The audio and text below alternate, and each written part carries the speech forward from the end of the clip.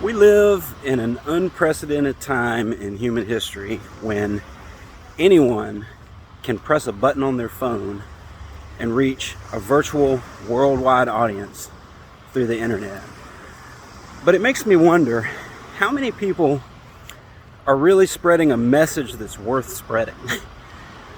This channel has undergone a name change recently, so I'm sure we'll be attracting some new subscribers, and I just wanted to take a minute to introduce or reintroduce myself and just let you know where I've been and where I feel like I'm going and where I feel like this channel is headed and what's the purpose behind Eat Meat Not Wheat. So Eat Meat Not Wheat is just a slogan. It's the title of a book that I'm working on right now, and I didn't invent that slogan, but I feel like I'm giving it meaning. It's going to become like a rallying cry. It's something that people can remember and take action on. So, first of all, my name is Jason Atkinson. I'm an author. I am an educator. And for the past 5 years, I've hosted a podcast, as well as some online publishing and some different endeavors that I've been involved in. And I work in the health and nutrition industry. Just a quick recap. I lost 65 pounds while I was a student. I was earning a degree in education, and at the end of the 5 years, I taught briefly in the classroom. The subjects I taught were biology and human anatomy and physiology. I quickly discovered that there's not much teaching or learning happening in the public school classrooms, sadly. And so I left the school system after 1 year and not really having much of an idea of what I was going to do next.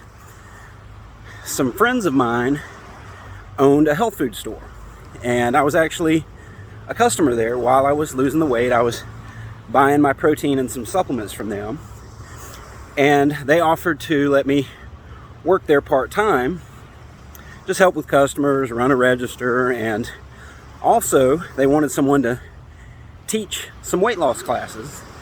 And they thought I'd be great for that since I had used some of the products that they were promoting. And so I was in a position to tell the customers, what could be helpful towards a holistic approach to weight loss that would include diet, lifestyle, exercise, so on and so forth. So, like I said, I was miserable in the classroom trying to teach to students who didn't want to learn anything.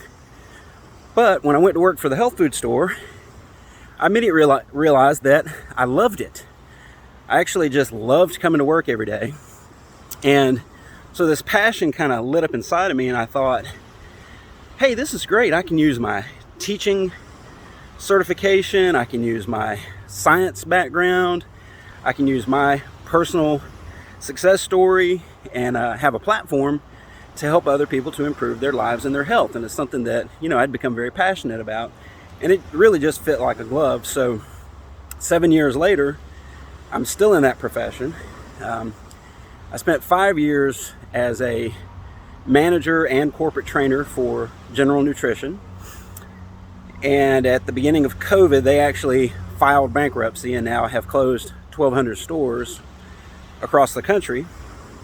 But it was a great opportunity to learn and kind of hone my skills with customers over the years and to develop my methodology. So the original talking points for my classes at the local health food store became the basis for my first book, Live Like an Athlete, that was published in 2018. And so I've spent enough time marketing and promoting and speaking of the topics that are included in that book and podcasting and having so many guests over the years that I really wanted to go in a slightly different direction, because as years go by, you start to learn and practice new things. And one day you look up and your life has drifted and it's not exactly where it was, just a few years back. Fortunately for me, I can say my life has continued to improve and my health and fitness journey has continued to improve. But the keys that I used to lose the initial 65 pounds are not the same keys that I used to maintain it for 10 years or that I use today or that I teach today. So with clients or customers today that are coming into the health food store, when I'm recommending lifestyle practices, some of it lines up with what was in my original book, but some of it is new, so I feel like I need to get all that information down in writing. So that's what I'm working on with Eat Meat, Not Wheat. But like I said, it's a simple slogan, it's easy to remember, and it's something you can take action on. So when I say eat meat, not wheat, I'm not advocating a 100% carnivore diet. That's not what I practice. That's not what I recommend. I don't feel like that's sustainable for the majority of the population. Some people can thrive on that. It's been proven that it can be done. But just because it's possible doesn't necessarily mean that it's optimal or that it's going to be the method that's going to help the most people. But eating meat does indicate prioritizing animal source protein in the diet.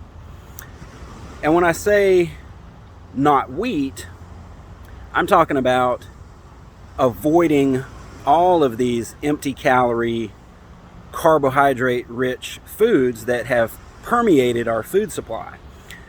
The false advice that's been circulating for decades that we should be eating a low fat diet and prioritizing so-called healthy whole grains and vegetable seed oils, in air quotes vegetables. Those are actually industrial seed oils. They're man-made fats. Those are actually the worst things for human health. So that advice, along with the advice to stay away from red meat and eggs for health reasons, is completely backwards. That is what has caused our current obesity epidemic that we have in America, as well as the root cause of metabolic disorder. And that's been decades in the making. But the point we've come to now is 2/3 of the population are obese or overweight. A full third of the population is obese now. It used to just be 2/3 overweight. Now it's 1/3 obese out of the 2/3 who are overweight. So those numbers are not improving, they're getting worse. And people with type 2 diabetes, heart disease, the list just goes on and on. Those are all preventable and treatable with lifestyle intervention. But we have a system that's set up and it's regulated by a government entity called the Food and Drug Administration, the FDA. So let that sink in for a minute. We have one government organization that oversees the whole mess. The food, so-called food, that destroys people's health, and the drugs in the guise of the pharmaceutical industry to mask the symptoms and enable people to continue the lifestyle factors that got them in that mess in the first place. So I'm here to offer alternative health advice to the mainstream. Or I have to say, I guess, this is not health advice, but I'm here to offer my opinion and my personal experience on what has helped me to improve my health, to lose a total of 65 pounds and keep it off for more than 10 years now, and to continue to progress as the years go by. So I just wanted to do a little intro video here, a little welcome. I'm actually spending some time at the beach right now. I'm down in lovely Florida in Madeiras, which is very close to St. Petersburg. Down here visiting some friends on vacation and having a great time. But I just wanted to shoot a little quick video here, just kind of give everybody an idea of where we've been and where we're going. So if you like this content, please subscribe, share a link, help me get the channel out there. Follow me on Instagram at eatmeat.notwheat. That's my main social platform. There is a Facebook and Twitter as well, but I'm not as active on those sites. So you'll find me mostly here on YouTube and on Instagram. So thanks for listening, and I will be posting more content soon.